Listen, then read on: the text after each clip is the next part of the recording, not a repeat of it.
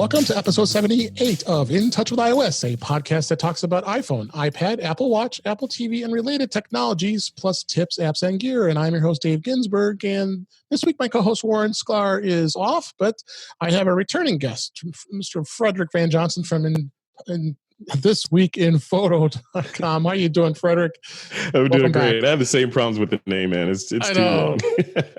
I hear you. Great to have you back here. And I thought it's been a while, actually. I mean, I look back, it's many number of months since last we talked, but seems like a lot of exciting things are happening your way with This Week in Photo. Yeah, absolutely. 2020 hopefully is going to be a pretty big year for the evolution of the show. It's kind of gone through different phases. Good. Yeah. And it's gone through a bunch of different phases, but we're settling and growing up now. There's nothing wrong with that at all. And the great thing is you've got an amazing iPhone 11 Pro Max in your hands as well as I do. And I think photography is at its excitement right now, I think, with these devices. So I think that's really what our show is going to be about today, is just iPhone photography. Or do you like the acronym iPhoneography? Everybody uses that. I hate it. I hate it. I have a feeling you did, because there's some people who use that. I'm not a purist or a Luddite or anything. It's just like, all these names for it's photography. It's going to change. It's just photography. We're just happen to be using these things now. You don't have to change iPhone the name. Photography. Yeah. Or photography that happened to have been captured with an iPhone. Right? With an iPhone. There you go. So we're going to hit that. I've got a couple news stories we'll talk about, and then let's talk. We're just going to talk about iPhone photography and photography in general, and hopefully you'll enjoy it. And some apps that are out there as well as made some improvements. So let's go. Let's get going on some of the stories that caught my eye. I thought this one would be interesting to you as well, as this was in last week's. Verge, Apple's latest startup purchase hints at the next big leap in iPhone photography. So they didn't use that word. Apple had acquired Spectral Edge. I don't know if you heard about this, a UK-based startup whose technology could be used to improve photos taken on iPhones. So Bloomberg saw this, and I guess Spectral Edge was spun out from research done at the University of East Anglia. I don't know where that is. I don't know. But looks like some new changes with the computational photography, which we're going to talk about.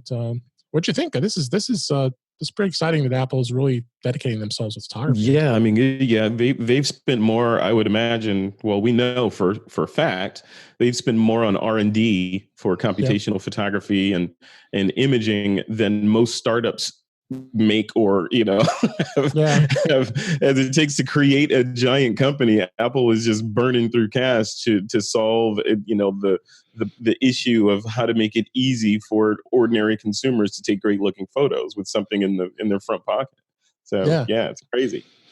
It is. It's super crazy, but it's an interesting story. It's going to be it's interesting to see where that evolves for sure. And by them buying another startup, I mean, that just tells you their commitment for sure. Mm-hmm. So, second story, we're going to run through these stories quick, is, and I've been having a lot of fun with this. I don't know about you, but since iOS 13 came out, and you obviously hadn't heard my show, but I put together a little grid to show how many versions of iOS 13 has come out since September of 2019. And I calculated at least 12 at this point. Oh, geez.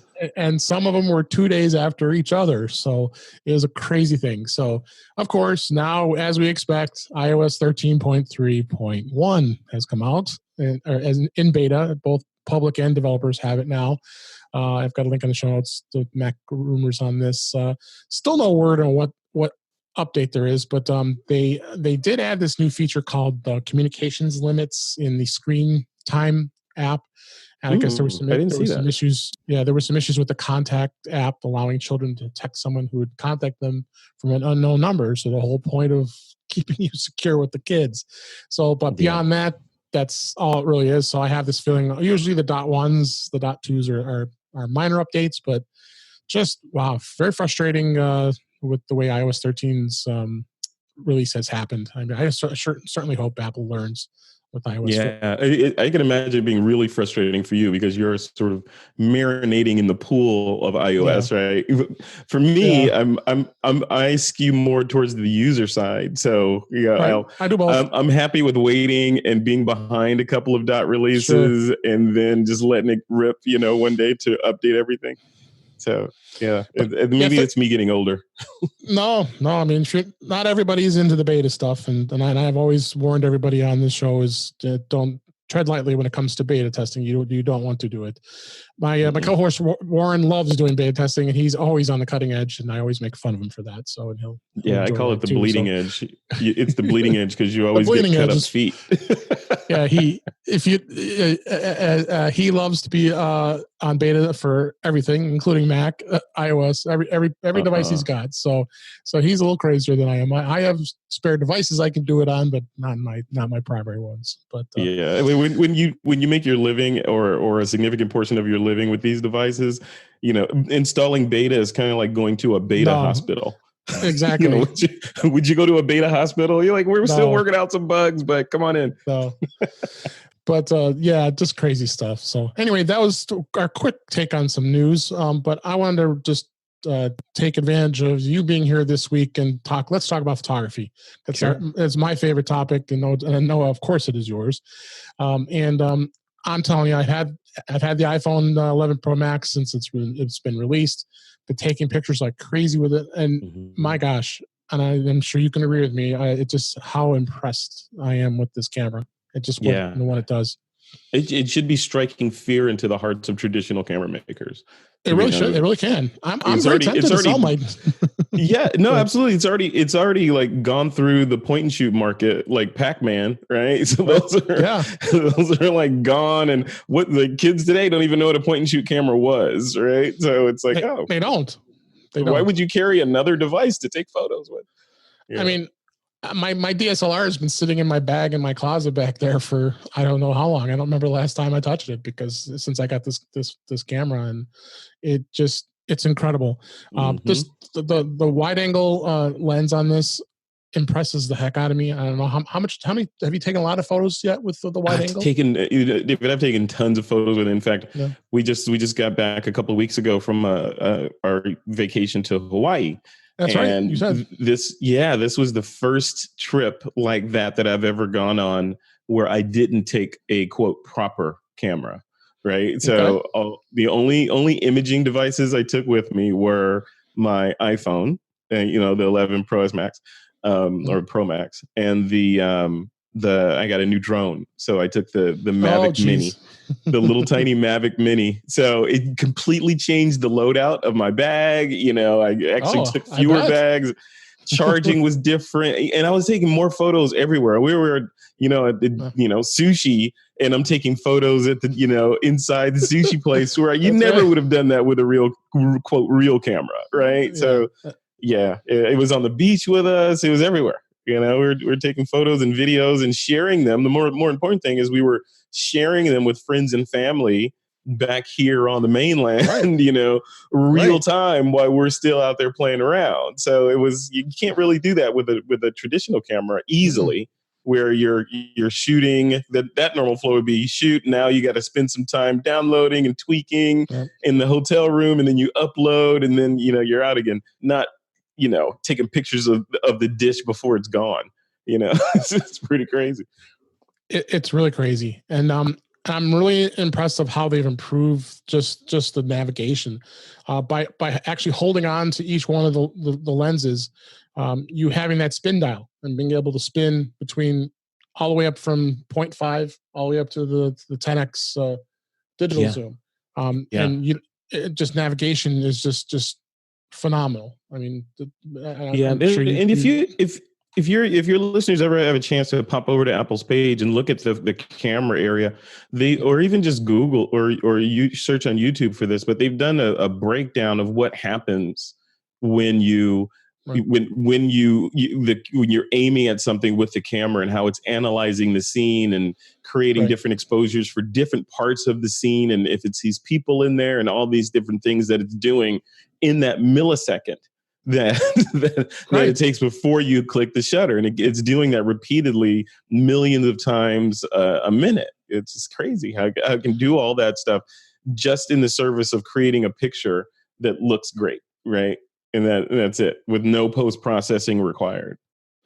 Oh yeah, for sure. Yeah, Apple has a great website, webpage on photography how to, which I'll actually link that in the show notes. That just talking about all the basics of photography, and you and I being you're a professional photographer, I'm probably an amateur, but a good photographer in the sense of understanding the different concepts, with depth control and lens opening, f-stops, all that stuff. But it really just blows my mind what this camera can really do, and between just that alone, and then the modes themselves, even video is just insanely improved too. It has. I bet you did a lot of video shots when you were. I did, yeah, tons. Maybe 50-50 video and stills, to be honest with you. And then, I look at the shift of the the viability of these smartphone cameras sort of taken over is sort of analogous to when we got automatic transmissions in cars, right? So when it was standard, you did cars, you could get from point A to point B, but it took a lot more effort and know-how and coordination to get there safely. Then the automatic transmission came. Now it opened up the car driving experience to tons more people that can drive without having to drive a stick. Same thing with this photography stuff. We were doing photography since the black and white daguerreotype era, but only certain people back then had the skill set or the funds to do it. And then then it sort of gradually went down. Now it's anybody can do it because the computer is doing most of the heavy lifting for you, and you can concentrate on the composition of the image and the artistic interpretation of what you're trying to say with that image, versus trying to split your brain into half scientist technician and the other half artist in order to get a good shot. Right? And you don't have to do it. I mean, you're a good case in point is I pulled out a box the other day. I was looking for some photos of a particular thing that I had, and I remembered, I know where it's at. So I go up in my closet here, and I go pick up, I have a shoebox full of old photos and negatives and slides and the old days. Yeah. And I pull out the photos and looking at it. You talk about composition. I'm looking at some of the stuff that I took. This picture, obviously I could not use a flash, so it was like really orange. Back in those days, you didn't have that option. If you were told not to use a flash, you dealt with what you took, or it's a bad photo and you just throw it out. So, but now with these photos now, you could take the iPhone and take a picture of that photo, and you probably will get better results with with that to taking all that old photo. That's why we see so many old photos now, which is just awesome. That happens. So that in itself, I think, is just amazing with this camera. All the modes have just been improved. I mean, have you done a lot of? I'm going back to the modes here. Have you done any time lapse or slow motion photography at all with these? Yes, I have. Absolutely. Yeah, my daughter's in gymnastics, so perfect. You could.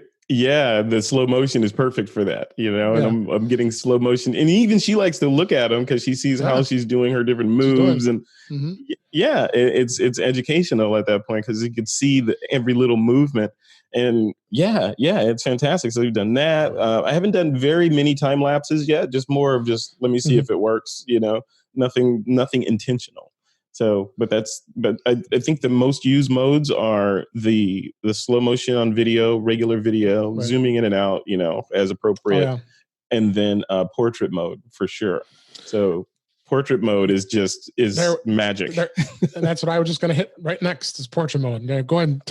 I'll just let you tell me your thoughts. I mean, I can go through because there's so many great things with the lighting. I mean, from an old school photographer's perspective, where we used to carry a camera bag full of lenses, and the expense of all those lenses and the weight of all those lenses, all in the service of being able to take photos in varying lighting conditions or low lighting conditions. And if we're doing portraiture or some sort of thing where we wanted to isolate the subject against the background with bokeh, then we wanted to blur the background. But now with this portrait mode, even on non-humans, if you always want to take a photo of a glass of beer and blur the background out behind that beer, you can do that programmatically with this computational photography and seamlessly. So, when they first launched this feature, we saw the artifacts around the edge where it was masking and all that. Mm-hmm. And in every successive release it gets better and better and better. And now, for 9 times out of 10, for me, the blurred background version of a photo is indistinguishable from a traditional photo I took with a wide aperture. It is it's that good, right? So we're there now. So though that's another thing, going from stick shift to automatic.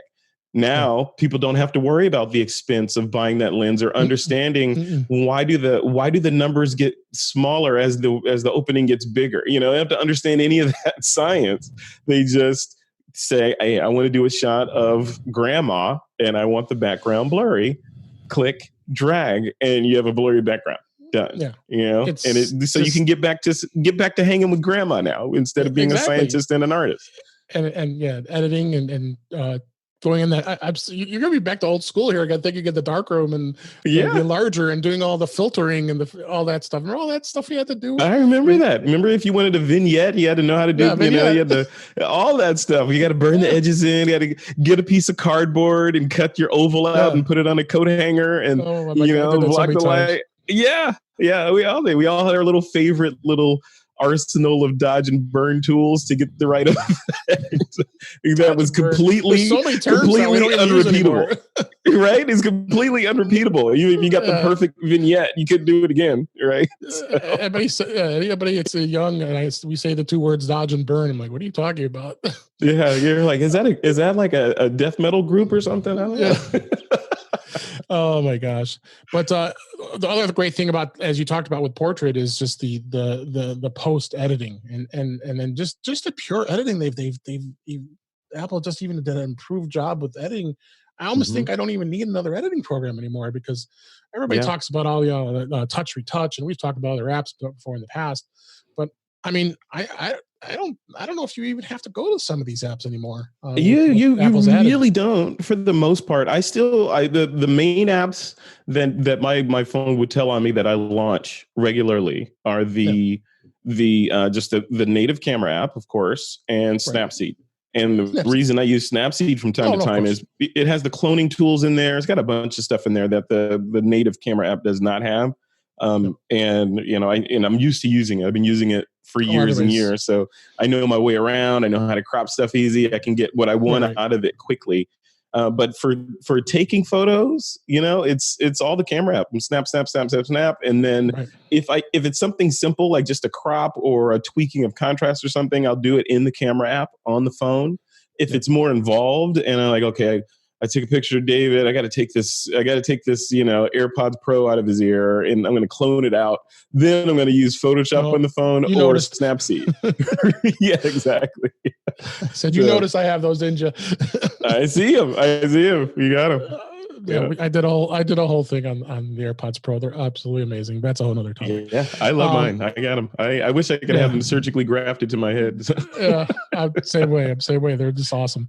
So all the lighting, I'll just kind of describe. I mean, the contour lighting that's in here, the studio light, and what's cool about it is you can go back to the photo later and make these same changes.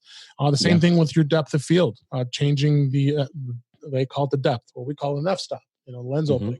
So we're going from a 2.8, which is a much wider opening, and giving lots of focus versus a very small aperture or depth, which go down to 22 or 32.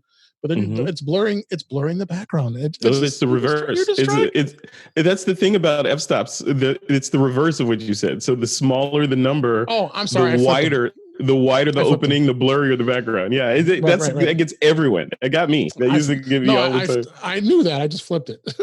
Yeah. No, you're right. But you all, I mean, the thing is, you can go all the way down to 1.4 on this, and those were always lenses that were always very expensive to have in your bag if you wanted to have an f1.4 lens. So you've got the flexibility to go all the way up to this f16 to work with your depth of field. So yeah, and it looks entirely convincing for the most part, especially for online usage, right? Because the majority of the photos that people take these days, let's face it, right. are not making it to print. A small percentage make it to print, especially large print. The most of them are being shared on Facebook or Instagram or some other online service, or just emailed back and forth to friends and family. So at that resolution, the technology that Apple is applying to the photo is overkill, because it's knocking on the door of professional photographers right now. And most of the people that are using these devices are definitely not that, and don't need that level of quality, but they have it anyway. So it's awesome. It's in their hands. Yeah. The other great feature they added was night mode. Yeah. All I have to say is wow. I mean, what amazing it's magic it does with photography I've seen, and I've taken. Yeah, that's another thing. We're talking about, it's basically, we're talking about money here, because you mentioned that the faster the lens, which means the wider the opening and the more light it can suck in, right? Those lenses get exponentially more expensive the faster they are, right? So if you go with like a f1.2 lens, which is one of the fastest lenses available.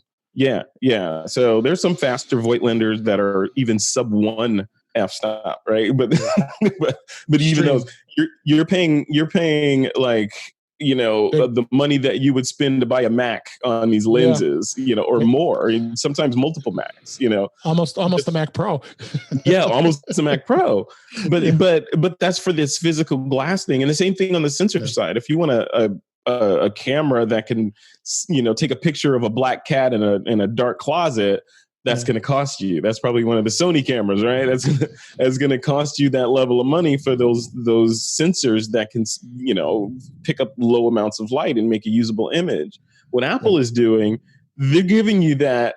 You're getting a lot of that capability in the phone, and it could do all that stuff, for the most part. Now, granted, optics and sensor size and all that resolution, you're not going to be doing these kinds of photos and hanging them in the Louvre or something, right? But for all intents and purposes, for what we're using them for, you can get a shot of that black cat in a dark closet, and it'll be perfectly usable on Instagram or Facebook, right? Yeah, it's crazy. Absolutely. And what it does is, and just so everybody knows, I'm sure they know with them using the camera, is it's got that small little orange button at the top next to the flash icon, and it counts out how many seconds it's going to take to do the exposure. Now, think about that too. When we've taken our old, going back to the Nikon Nichromat EL I had, or a Pentax K1000, or any of those film cameras where you had to take a picture and you had to put it down to 1 and 2 seconds, and the only way you could get a good picture is you had to have it on a tripod. Well, holding this in your hands, the computational photography of it all adjusts to that. So they're using all kinds of things. Yeah, they're adjusting using computational photography. They've got image stabilization on the lens itself, so the lens is moving inside the camera to compensate for things. And obviously the computer systems within the camera or the phone know exactly where that lens is at any given time and how to compensate for the move. It's doing mountains of math, probably more math than it took to get to the moon every time you take a shot.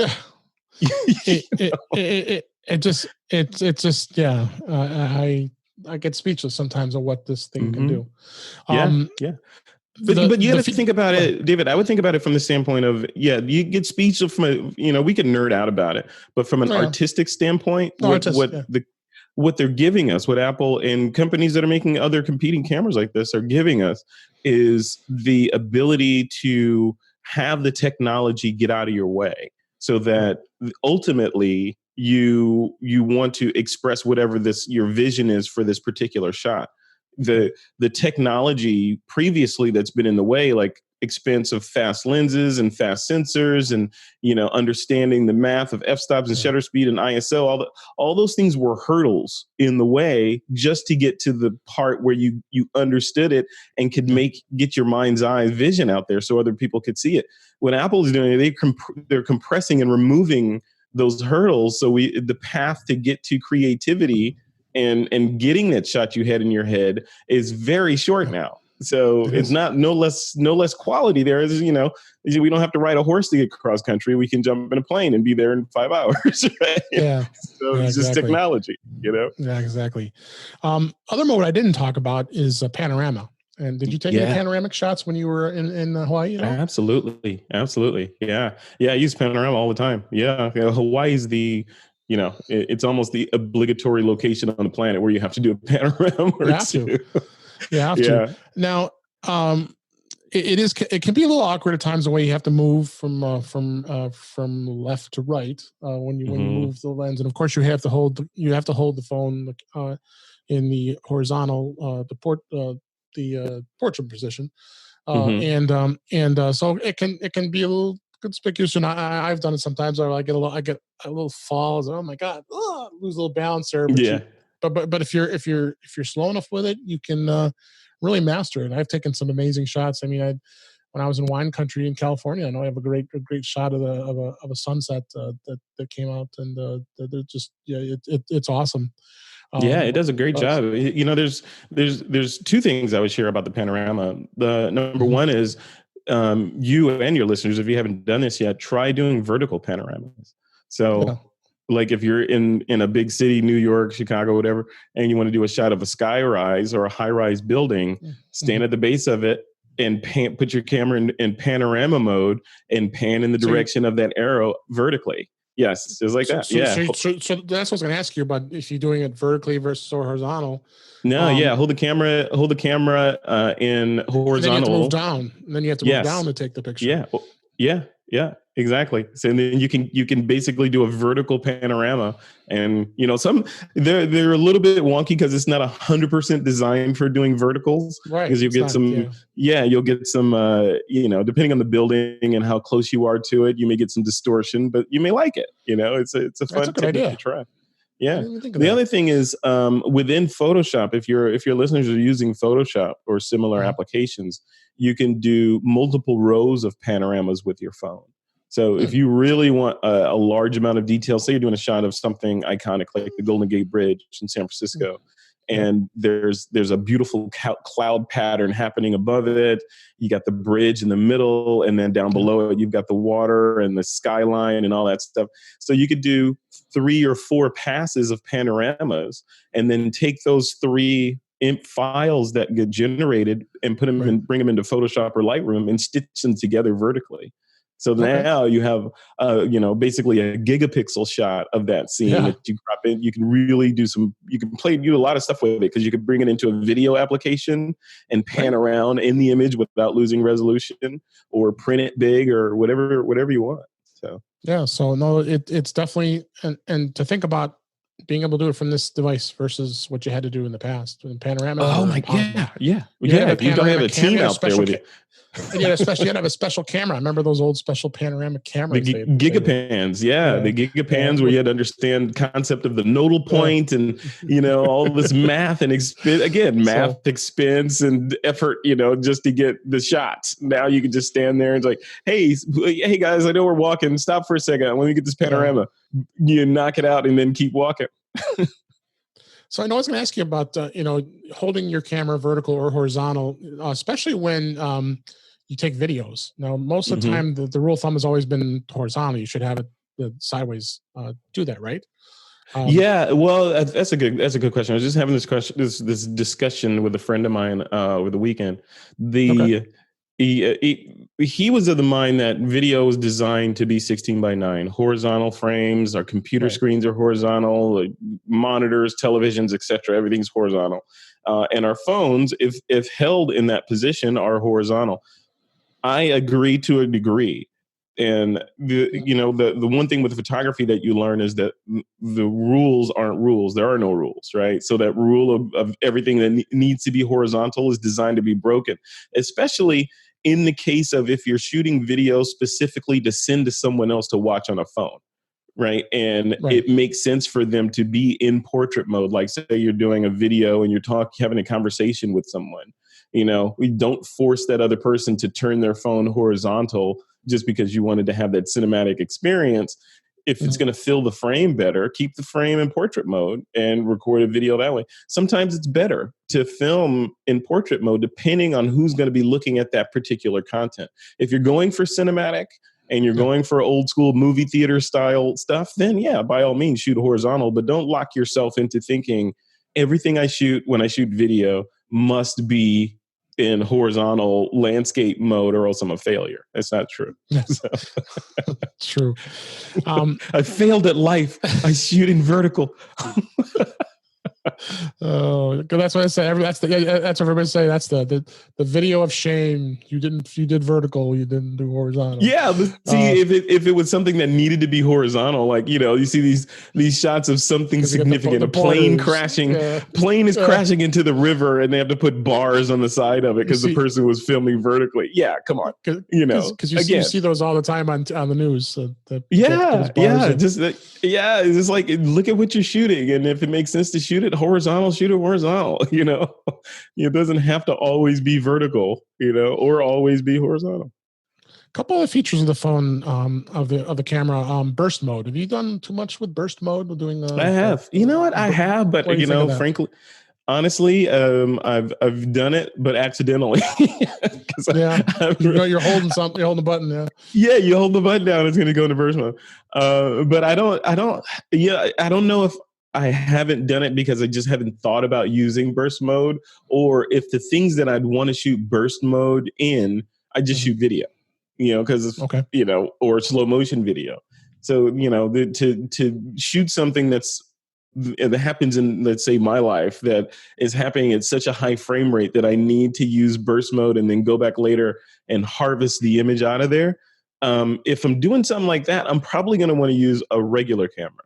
Because I shoot Panasonic, and my Panasonic cameras will allow me to do that, but on kind of an industrial level, right? I can already, if I need that quality. Otherwise, right? Why not just shoot video or slow motion? The other example is the live video, or the live setting on when you take photos. You have the live photo. So when you take a picture, and then it has like 2 or 3. Like a 1 or 2 seconds of a video, because it's doing live video. So when you tap and hold on it afterwards, and you can see people moving into different positions and all that. I heard probably one of the best reasons why you'd want to do that and be able to go back later is always people's eyes are shut when they take their pictures. And then with having those 2 or 3 shots taken after the fact, you might get lucky and be able to grab that photo and then go make that the primary photo instead of absolutely, or just some weird nuance in facial expression or something. It's like in one frame they look like they're grimacing, and the next frame they look like they're happy, right? So to be able to scrub between those and get the right one. I think one of the takeaways is, like, none of these, there are no like hard and fast rules in photography, and anyone who tells you there are rules in here, or, they're selling you a bill of goods. It's all what your idea of what that shot should look like, what you want to shoot, what your vision is, and your interpretation of how to use these different tools, like vertical panoramas. Who knew? So. Yeah, exactly. And then the other feature that kind of always stands out to me is the quick take video shortcut button. Being able to take pictures while you're taking video. Yes. Yeah, I've used that. Absolutely. I have used that. And I think that comes in handy. A lot of times it might be like, oh, I want to get a shot of that real quick. And because before if you had a video camera, what would you do? You have to stop the camera and go get your other camera and then take a picture. I think that feature was, it's not too much of a talked about feature. But it's fantastic. I used it just the other day. My daughter was doing a Christmas recital at school. And of course I wanted to get the entire uninterrupted video of the song. But then I wanted stills to share with people through social media or through group texts and all that sort of thing. So, what do? You roll video, and then every now and then click that shutter button and get a still. That's it. That's what it's for. It's perfect. Exactly. Well, let's go a little bit into photos and going actually into a photo and editing it. Okay. I think they just added some amazing tools in here all by itself. Even the auto tool where you can actually tap a button and it actually automatically adjust exposure and everything just to make it, without you having to spend any much time on it. Then you go into the other modes where you can change it to the different colors like the vivid and warm and original. But the cropping tool itself, I'm impressed about the cropping tool and being able to, because that's the first thing what people do. I got to crop that person out, but it does it's amazing how it straightens so easily. Well, don't you think that's one of the more powerful tools that's in there? It is, because when I first started shooting, they used to tell me one of my legs was shorter than the other because all my horizons were all slanted. But to have that either fixed automatically for you or be able to just do it in a couple of taps, without having to even figure out through a grid or whatever, how to get your horizon level or get the image level is, again, another step towards getting out of my way, hardware, get out of my way. Let me get the shot that I want to get. Yeah. Then the other one is going into the different styles of the photo composition. Going from original to freeform to square. You can change it to like a 9:16 as opposed to a 16:9. They're 8:10, and actually, changing the aspect aspect of the photo on the fly. That was always a challenge, at least for me. Even when you would do it on your Mac or if you would do it in other places to edit. I think it's great they have these tools here. Yeah, no, for sure. Yeah. And that's what they are. They're tools, and frankly, not that I'm a representation of the, people that use phones for photography. But when I look at my sample size of one, those level features, I'm not even using, once I pick the aspect ratio that I want my photos in, everything generally is going to be shot like that, unless I need to crop it later. And then I'll take it into the app or into Snapseed or whatever and crop. But I don't, I'm not so anal about my iPhone photography that, I have to be cognizant of, is this 1:1 or is this 16:9 or is it 5:7 or what, I pick that 4:3, I'm good to go. And that's what everything's going to be shot in until I decide to change it to something else for some reason. But it did add a lot of these other settings too, like the sharpness and definition, warmth, vignette. There's your vignette setting we talked about earlier. I mean, the only problem with the vignette is you can't move it. That's the only problem with it, and that's been the problem with, I don't know why software manufacturers don't understand vignetting. Like you want to be able to vignette around a specific point. Like if I did a photo of you, I don't want the vignette just to be dead center. I want to bring it down so it's highlighting you in the frame, not the frame itself. So, they haven't, unless I'm missing something, Apple hasn't done that. If you're going to put a vignette on there, it's just going to darken uniformly around the corners. Whereas in Snapseed, I can move my vignette around to where I want it to be. So, which is why I still go to Snapseed when I do portraits for the most part. Yep. I still have it on there. And the number of them I've already talked about. Camera Plus 2. I don't know if you used that much. They just have some new features. Yeah, I remember. I haven't used Camera Plus in. That was Lisa Bettany's app back. Yeah, way back in the day. I remember when that first came out, and I played with it several times, and I was kind of using it as my go-to everyday app. And then for some reason, I stopped. And then, well, they got a new version out now. I have it as an app pick. I have it as an app pick. They actually brought some. There was an article here that says 12 gifts that they gave you for using it. But the cool thing is, it in the menu you actually can get to any of the other apps that are on your device by just going to options, and it'll bring you to any photography based app that's available. So and that's what makes it great to puts it all in one place here. So, did you hear, as a podcaster, you can appreciate this, that, and when Apple launched this particular camera, they had a company called Filmic. I think it's Filmic. Yes. Come on. Yeah. They came on stage and they demonstrated. I'm still waiting for that iPad. Yeah. But they said you're going to be able to record with both cameras simultaneously. So what I saw Yeah, it still hasn't happened. I'm waiting on that. But in my head as a podcaster, I saw that means I could do a whole 2-person, 2-camera Yeah, interview with someone you with could. my phone and then edit You it on the could. phone and then, be done with it. Still waiting on the update. Apple Filmic. Don't know where it I think is. it's Filmic. Or our pal Chuck Joyner actually just did an interview with those guys, and I didn't see them even mention. I didn't even see them mention. I didn't hear them mention that. Feature. What? That's That was on it's in their stage notes, at Macworld. I know, and it's in their app notes too. When you go in to buy the app, and it says note this feature has not been added since announced at WWDC. Like, okay, Yeah. well, Thank you. Yeah, I said Macworld. Yeah, WWDC is what it was. Okay, well then why did you announce it? If you can, it seems like that'd be egg on the face for Apple.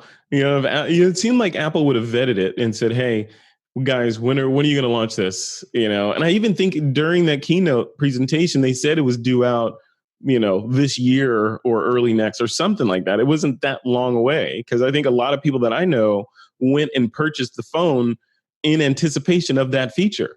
So if they had said something like, "Yeah, it's coming in late 2023," no one would have cared, right? But it seemed imminent. In fact, it seemed like, "Oh, is this available now?" And then, no, it felt like it was like a couple of months away or something. And now we're moving into 2020 and I still don't have that app on my phone. So somebody should be embarrassed. Well, I did buy it. So being the fact that I've piled up so many App Store, iTunes Store cards because they always had those $100 for 80 that I kept buying. And then I start realizing I have a really large balance on my account right now and I can't take it out. So I have a lot of purchasing to do for the next 3 years. So awesome. a lot of TV Plus is free for a year, but a lot of well, I hope they're giving you interest on that. They better be giving you interest. Somebody, I can guarantee you, David, somebody's making interest on that. They are. So so I was talking. I have this as a link to one of the apps, and we'll kind of close out with this. This is the Camera Plus.